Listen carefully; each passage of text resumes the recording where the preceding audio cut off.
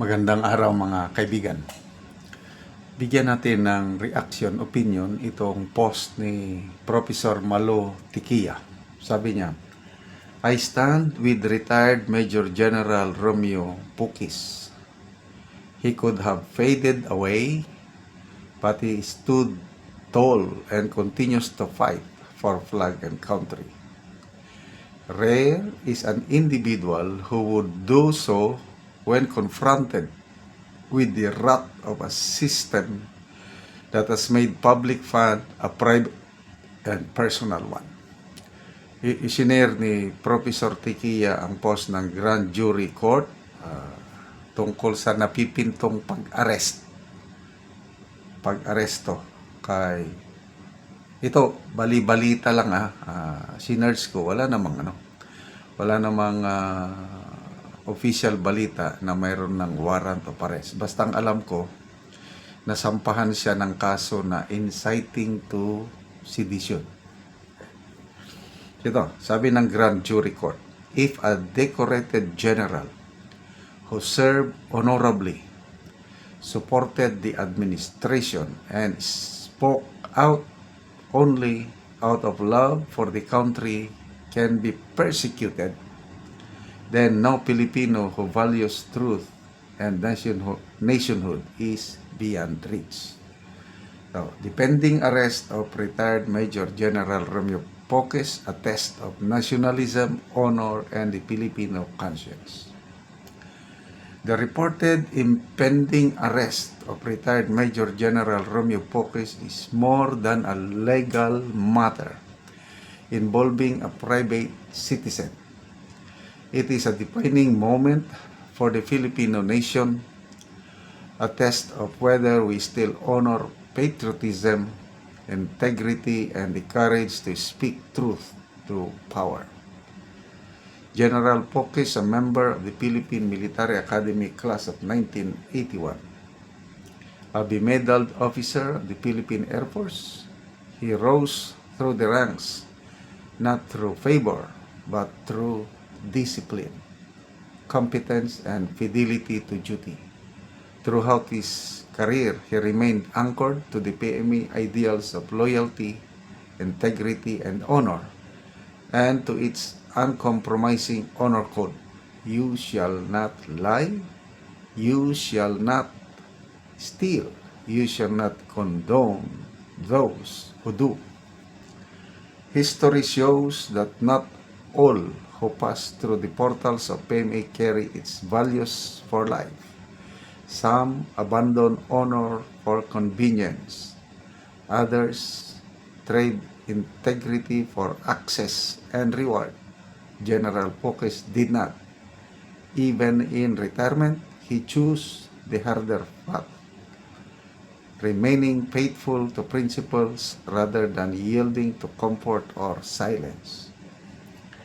He campaigned for President Ferdinand Marcos in both 2016 and 2022 elections, believing, like millions of Filipinos, that the country needed strong, unifying leadership to uplift the nation. That support was not transactional. When he later perceived corruption and mismanagement, he did what a true patriot does. He spoke up. He could have remained silent. He could have praised the administration unquestioningly and enjoyed the rewards that often accompany compliance. He did neither. Instead, he organized the United People's Initiative not to destabilize the government he helped elect, but to call attention to what he believed were deviations from the national interest. For this, he should have been listened to. He should have been engaged. At the very least, he should have been respected for acting from conscience. Instead, he was branded an enemy of the state and charged with inciting to sedition. Now, as he spends a well-earned vacation abroad with his family, reports circulate that he may be arrested upon his return.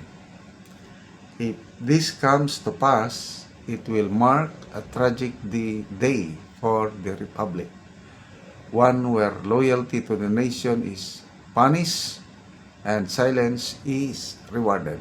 It will signal that speaking truth, even in good faith and grounded in patriotism, is no longer safe.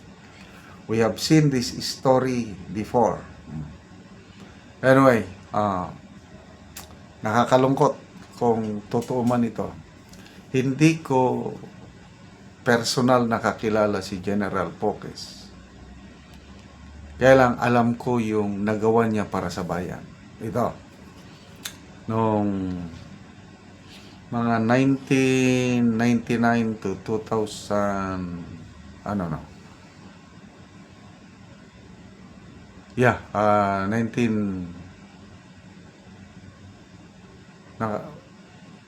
na-assign ako sa 2nd Infantry Division sa Southern Luzon area, kung saan as an Air Force pilot nakagawa siya ng pambihirang accomplishment. Ang Air Force nagbuo ng parang isang batalyon to help the Army in counter-insurgency operation. At ang commander ng Air Force Battalion na yon, si Colonel Poques pa noon. Air Force, hindi sila infantrymen. Kaya lang, nakakabilib ang galing ni General Poques dahil yung battalion niya, bagong organized na Air Force soldiers to conduct infantry operations against the rebels, communist. Ang dami nilang accomplishment. Tinalo pa nila ang mga infantry units at naging best battalion sila sa area ng Southern Luzon, Kuman. At inoference siya ng Chief of Staff noon, si General De Llosa. Siya yung 2nd Infantry Division Commander bago nag-Chief Staff. Inoferan niya ng early promotion dahil sa maganda niyang accomplishment. But he rejected it. Ayaw ko, sir, sabi niya. Ayaw kong unahan ang mga PME classes senior to him. Ganyan siya kagaling, ganyan siya ka-professional. Kaya saludo ako, Sir Poques. Nasa likod mo ang taon bayan. Salamat sa iyong pagmamahal sa bayan. Ituloy nyo lang ang iyong laban. Kasama mo kami. So, ipagdasal po natin ang kaligtasan ni General Poques. Kailangan natin siya sa panahon ito.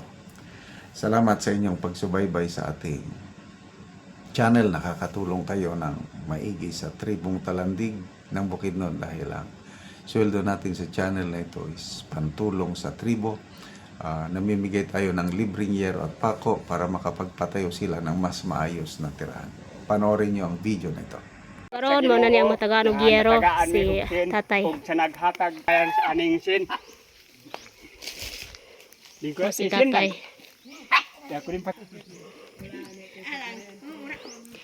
So mo ni ang balay ni tatay nga kawayan lang. So makita gid nimo nga Salamat gyud sa natagaan gyud siya yero among tagaan. nga naisdan among atop. So si tatay mo ni ang kahimtang. Uy kayo kay kawayan lang tanan. Salamat mi nga kuan nataga. So mo na ang ilang abuhan. So mo nilang kahimtang. So mo pod ni ang diri sa ilang sala. So makita nimo nga ilang kahimtang. Galingan nga galingan. So kawayan lang jud. So luoy jud kay silang tatay kay kawayan lang. So mo na ilang sulod o sala. So na si nanay. So nanay unsay imong masulti nga natagaan mo gyero? Ay, salamat gid sa Ginoo. Labaw sa naghatag kay siya ang taytayan sa among kaayuhan nga mabalhin gid ang among payag.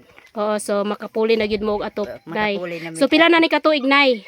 5 na. So 5 na katuig busa na inani na siya. So ang atop kawayan, so dingding pod kawayan. So namoy anak nay. Naa nga minyo na So duha. nangaminyo na. So nangaminyo na ang inyong anak nay. Pila imong edad? Sa o 71. O si tatay? 52. Okay. So si nanay. So sila. So ang ilang balay mo lang ni. So ang ilang mga anak nangaminyo na. So unsa inyong panginabuhian tay? Ug nay. Mag-umara. So mag-uuma lang mo. Oh. Tungod sa among Kalisod, kalisod, dili gid bi makag-atop og sin. O so Kawayan ra gyud among sige atop. tay. Salamat po. Salamat Salamat gyud gyud sa sa Ginoo Ginoo. og sa naghatag. Okay, sige salamat po.